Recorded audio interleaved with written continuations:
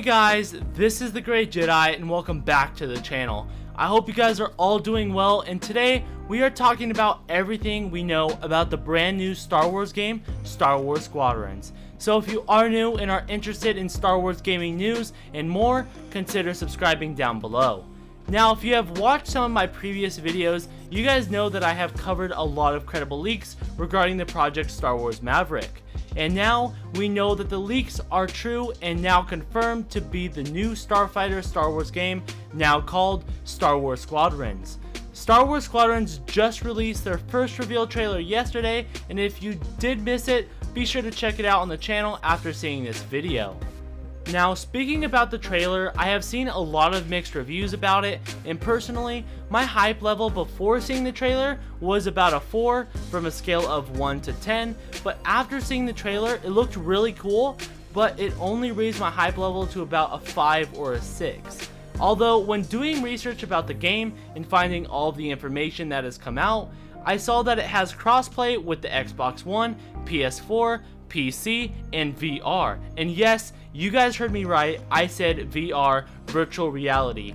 After I heard that this is fully playable in VR and not just one mission, but the entire game, my hype level went through the roof from a 5 or a 6 to a solid 10.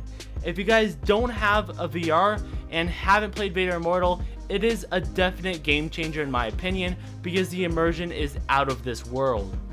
In fact, I was going to pre-order it on my VR, but it looks like the VR has to be with PlayStation or PC with the specific requirements that I'll put up on screen. EA specifically said it won't work with all VRs, and they recommended the PlayStation VR and Oculus. I personally own an Oculus Quest, and I was really hoping we could get it on there, but sadly it's not looking good. It seems like they are mainly talking about the Oculus Rift. I really hope I'm wrong and we get it on the Quest also, because that really bummed me out and my hype level went way down because I really wanted that special immersion.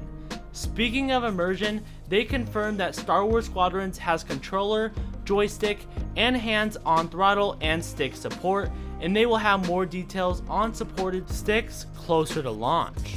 EA has also confirmed the release date, and it's officially coming out on October 2nd, 2020.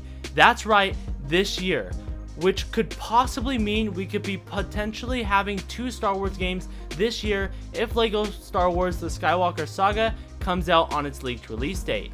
This game is also at a price of $40 US and is not a full price game at $60, so I would keep all expectations in check, especially since EA is known for being greedy.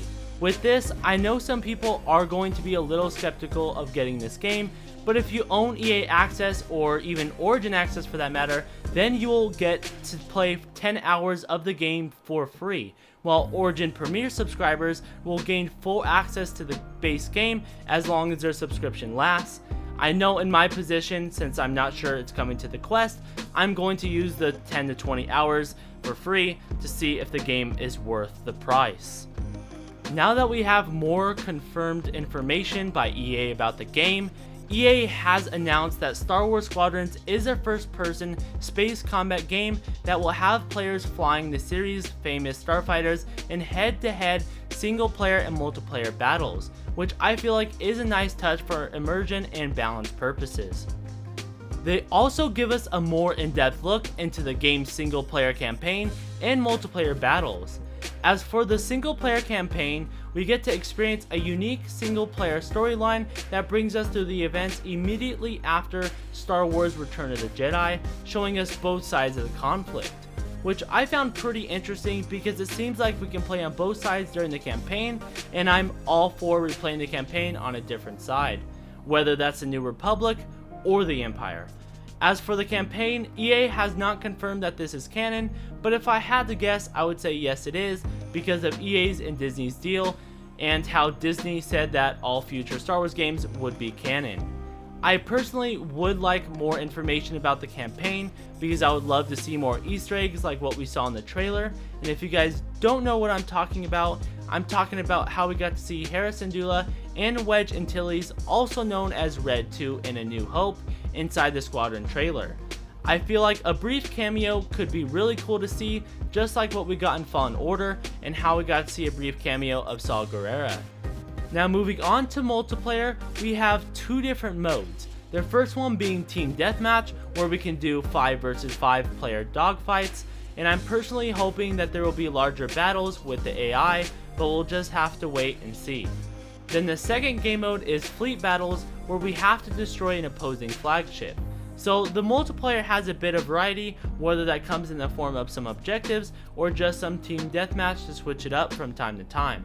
I personally think that the VR is going to be a big selling point for them. As for the confirmed maps, they said that we will be able to be in never before seen parts of the Star Wars galaxy, including Yavin Prime and Gallatin. I think that's how you pronounce it anyways. As for the progression, we get to strap into Legendary Empire and new Rebel starfighters and earn new components like weapons, hulls, engines, shields, and cosmetic items as we scale the ranks and improve our piloting skills. The good thing about this is that it is purely through gameplay and has no microtransactions, which is a really good thing. I really do think that EA has finally learned their lesson about their horrible launch with Star Wars Battlefront 2. We also get to customize our loadouts for each battle, knitting your ship out to suit your playstyle for maximum effect. We get to plan skirmishes with our squadron in our briefing room before taking off, making it easier for us to coordinate our tactics, fight wisely, and watch one another's backs, as well as visiting iconic Star Wars locations. If the game does sound interesting to you guys, then you can pre-order the game right now. If you're wanting to pre-order it on Xbox One, you have to do it through the Microsoft Game Store, and as for PlayStation, it is coming soon to the PlayStation Store, and for PC, you can pre-order it on Origin, Steam, or from the Epic Game Store. As for what you're getting for pre-ordering the game, you get 2 cosmetics packs along with the full game on launch day. Those 2 packs being the New Republic pack and the Empire pack, which include new skins for the playable starfighters, 2 pilot skins, 1 for each faction of course, and a sticker decal for each of the New Republic and Imperial Ace.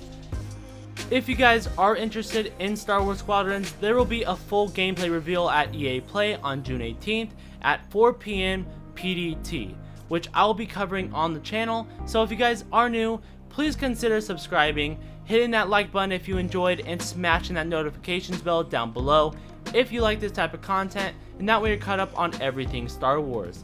Now that we have talked about everything that has been confirmed for the new Star Wars Squadron game and all the news about it, let me know in the comments down below what you guys' thoughts are regarding this game. Anyways, I'll catch you guys later, and may the Force be with you always.